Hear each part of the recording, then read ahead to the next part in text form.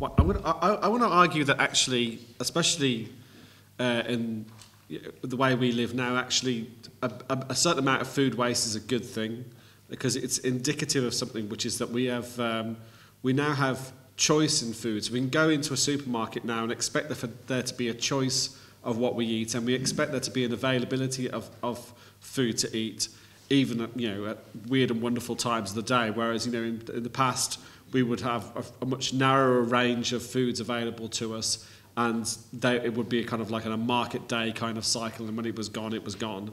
So having that choice and flexibility in our eating I think it's a very good thing, but it does imply a certain amount of waste. I think that waste is entirely manageable, especially given the prices of food at the moment. I don't think that's a big problem.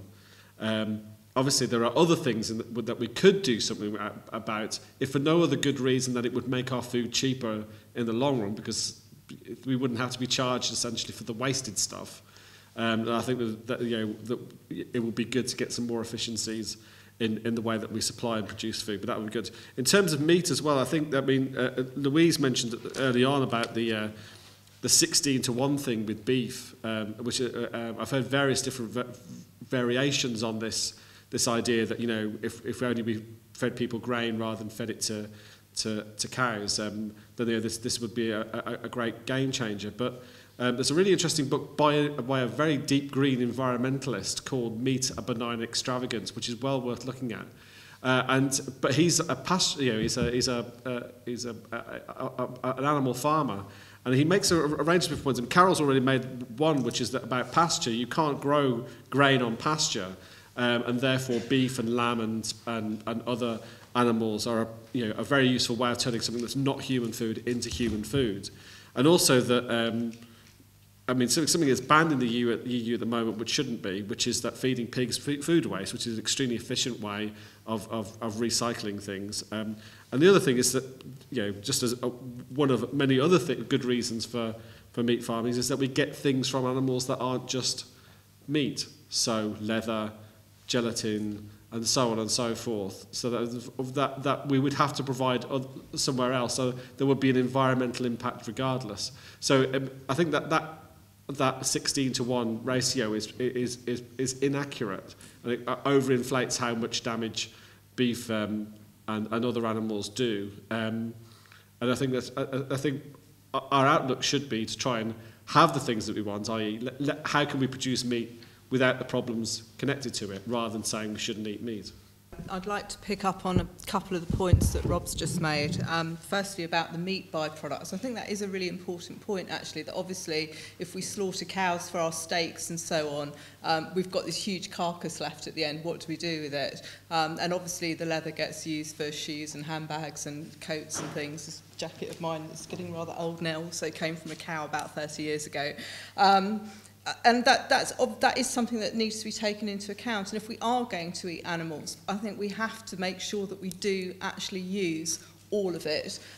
Where I live in South Manchester, it's a very ethnically diverse area, and I've got this fantastic butcher.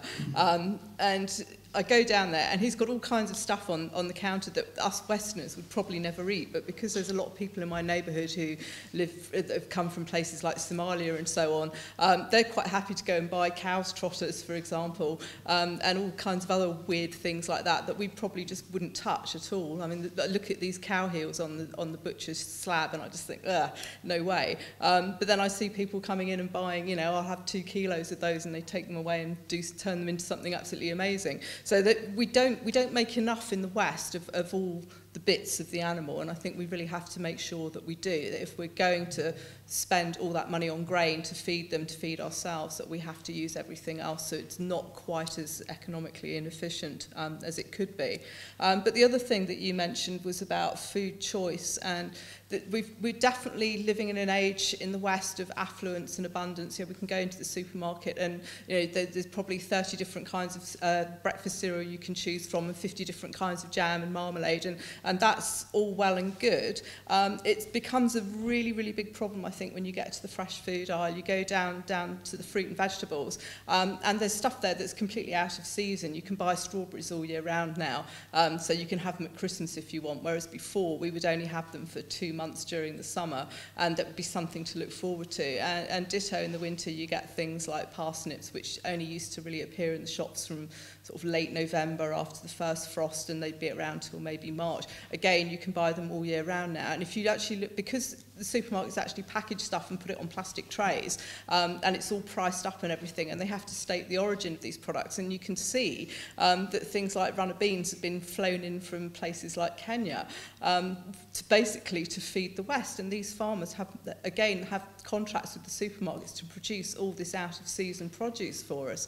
So, and I just keep thinking, well, there's the food miles, first of all. It's a terrible waste of fuel energy to fly food all those miles in. We've lost contact with eating seasonally, but perhaps also, really importantly, those farmers are growing food for us when they should be growing food for their own populations. And I think because we've opted for choice and we've got the money to be able to have that choice, at the same time we're depriving other people of having the choice to even feed themselves the most basic stuff.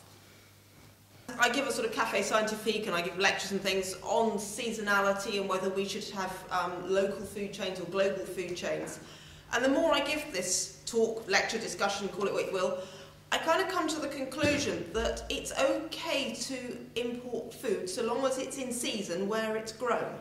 And the more I find out about the Kenyan farmer economy and the way that it works, particularly as was raised with the fair trade badge on it, the more I've come to realise that actually by giving this crop a global supply chain, we provide indirectly healthcare and education for local communities that wouldn't otherwise exist. And you're quite right, these people grow crops that they wouldn't necessarily eat themselves because it's not their cultural food, but it gives them a marketplace. And food, as been pointed out, is a business as much as something to be enjoyed and savoured in a cultural fashion. It's the same as gold or oil or anything else in some senses, and it makes people money. I'm quite happy to buy those crops. In terms of food miles, it actually checks out okay and has far less influence on carbon footprint than you might think, so long as the aeroplane doesn't go out empty. If you fly out an empty aeroplane, fill it up with Kenyan produce and bring it back, that's not terribly efficient.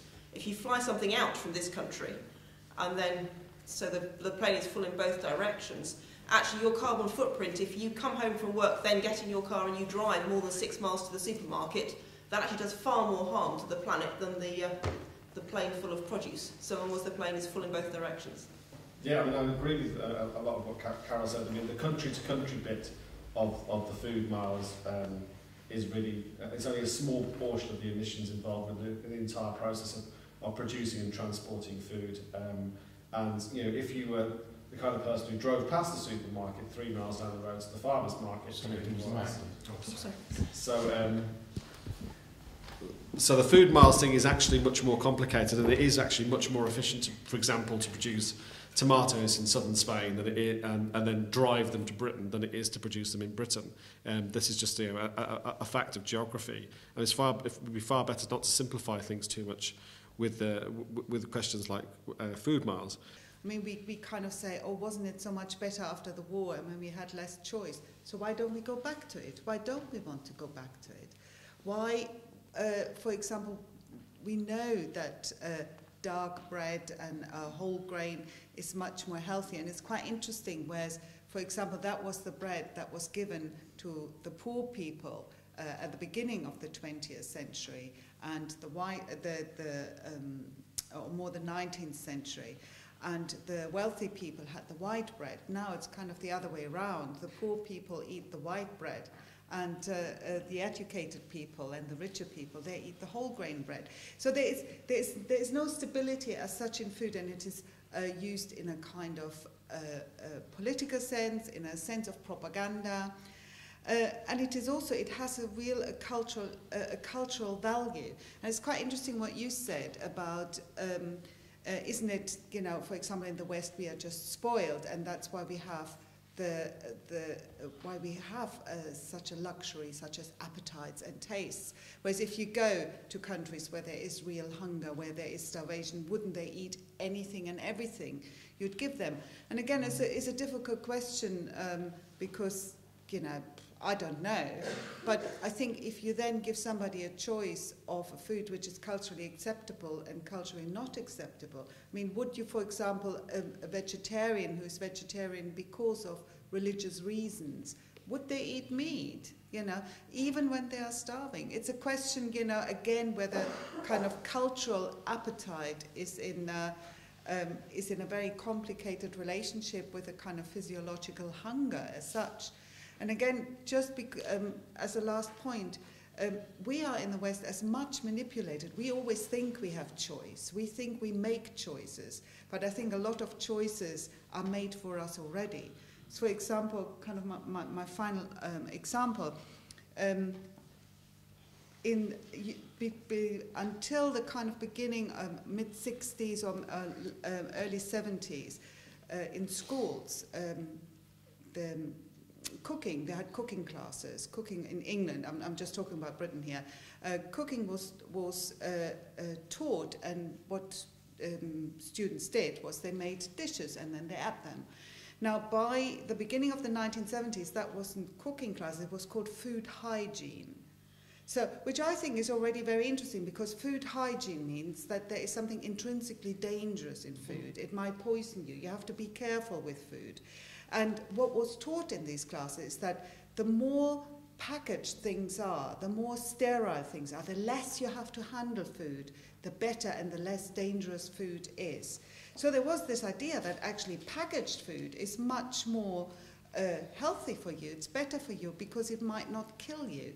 So there's a whole generation of people, and I think particularly in Britain, and there is a difference to other European countries where it was taught differently, where people grew up with the idea that if you cook, if you handle food, that is dangerous. And that is why cooking very often is seen as something I'd rather not do.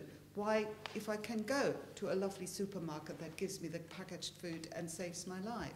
So again, there are kind of things where the question of choice, do we actually have the choice, you know, is questionable for me. Thank you. Louise. I forgot what I was going to say. Sorry, it was so far back in the conversation, but I'd actually like to just pick up on something Angelica's just said, which is about food choice, which we touched on earlier as well, of course.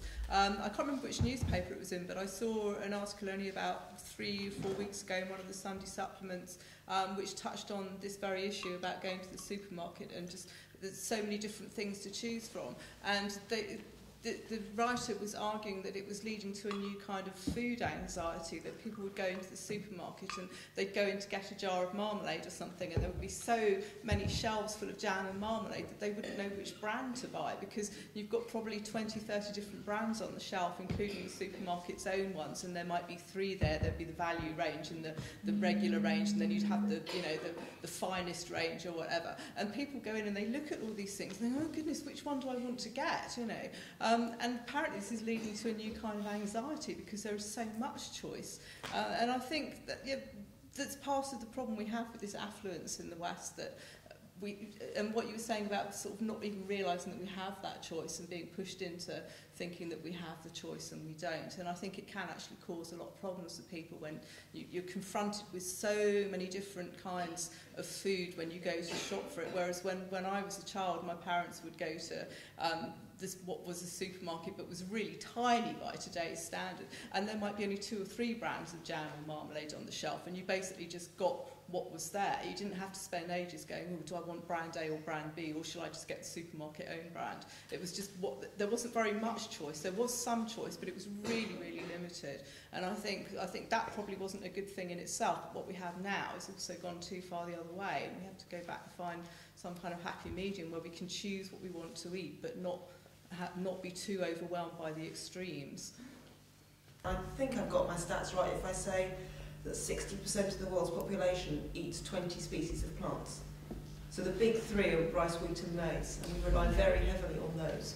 We have very little diversity. I work with an organisation that's based in Malaysia called Crops for the Future Research Centre, and what we're about is investigating food chains for orphan and underutilised crops. So crops that are grown very locally, and they essentially don't really have a food chain, they don't really have a market beyond that very local economy. And the part of Crops of the Future that I'm interested in, that I'm leading, is about trying to generate even fairly local food chains for those crops, to give those that can grow them a bit of a marketplace. I just read in relation to choice, for example, read a few weeks ago in the paper they introduced a new way of selling bananas, pre-peeled bananas in a plastic packaging. So I think if you ask me the question, if I want to have the choice that I can choose a pre-peeled banana in plastic question, I think that's a choice I'd rather not have. About 10 years ago, which was probably the last time I thought very much about these things, the controversial thing in GM food was the so-called terminated gene, which rendered the plant sterile, and farmers had to recurrently buy new seeds every year from Monsanto or whoever. I was just wondering what the latest was on that. Sure.